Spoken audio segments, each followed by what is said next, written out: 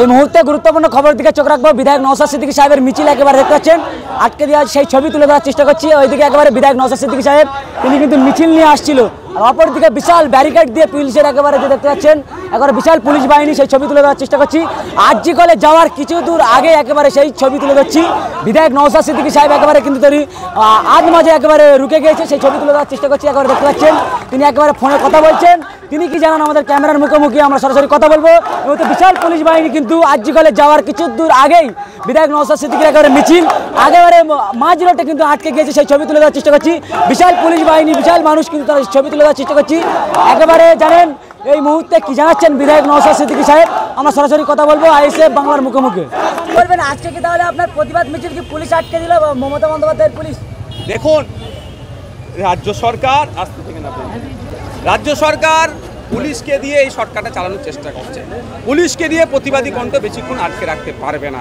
আমি আবারও রিপিট করছি, আজকে আমাদের ব্যারিকেড ভাঙা বা ভায়োলেট করার কোনো কর্মসূচি ছিল না। আমরা আজকে জাস্ট আমাদের পার্টির পক্ষ থেকে এই সমস্ত অন্যায়গুলোর অবসান হওয়ার জন্য নেমেছি। আরও কয়েকটা দিন অপেক্ষা করবো। যদি এরকম চলতে থাকে, যেভাবে একটার পর একটা এভিডেন্স ট্যাম্পারিং করেছে, এটা জবাবদিহি পুলিশ মন্ত্রীকে নিয়ে পুলিশ মন্ত্রী করছি, এবং তিনি ব্যর্থতার দায় স্বীকার করে পদত্যাগ না করলে আগামী দিনে আমরা বৃহত্তর আন্দোলনে নামবো।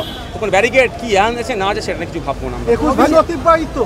এখনো নির্ভয়া বিচার পেল না, কি বলবেন? সেই জন্যই আজকে বললাম, এখান থেকে আপনারা শুনেছেন যে আমাদেরকে ঘুমিয়ে পড়লে হবে না। সুপ্রিম কোর্টে চিফ জাস্টিসের ঘরে মামলা আছে, ওয়েল অ্যান্ড গুড, কিন্তু চিফ জাস্টিসের ঘরে মামলা আছে, এখান থেকে আমাদেরকে এমন সজাগ থাকতে হবে সুপ্রিম কোর্ট পর্যন্ত সেটা যেন আওয়াজ থাকে, না হলে এই মামলা ঠান্ডা করে চলে যাবে। পুলিশ মন্ত্রীর বিরুদ্ধে রাস্তায় নামা, সেই পুলিশ মন্ত্রীর লাস্ট পর্যন্ত রাস্তায় নামতে দেখলাম, কার কাছে বিচার চাইছে বলে দাবি করবেন? সেটাই তো চোর মাচায় সর হয়ে যাচ্ছে না। শওকত মোল্লা কড়া মন্তব্য করলেন ভাঙড়ের বিধায়ক নাকি ওসবের সব সার্টিফাইড যে গুন্ডা। মমতা ব্যানার্জি যাকে বলেছেন তুই বোম্বা দিস, ন্যাশনাল হিউম্যান রাইটস কমিশন যাকে বলেছে নটোরিয়াস ক্রিমিনাল, তার প্রশ্নের উত্তর দেওয়ার প্রয়োজন। ভাঙড়ের তৃণমূল নেতারা ভয় পাচ্ছে, ওই জন্য বলছে তাদের নাকি প্রাণে মারার বা গলা কেটে নিয়ে। আমি একটা কথা বলবো, সব চারানা নেতাকে মেরে কেউ হাত গন্ধ করবে নাকি?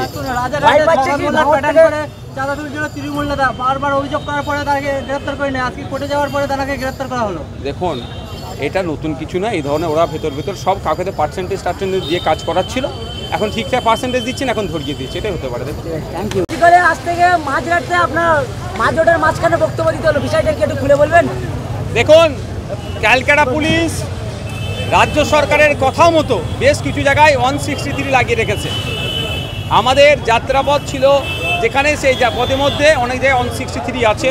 আমরা আজকে 163 ভায়োলেট করছি না, প্রয়োজনে আমরা 163 ভায়োলেট করব। আজকে আমাদের যে জায়গাটা ছিল তার থেকে একটু এগিয়ে গিয়ে আমাদের বক্তব্য দিয়েছেন আমাদের, তো এভাবে আটকে রাখা যায় না। আজকে আমরা রাস্তায় নেমেছিলাম অপদার্থ ব্যস্ত স্বাস্থ্যমন্ত্রী তথা পুলিশ মন্ত্রী আজকে পদত্যাগের জন্য। যে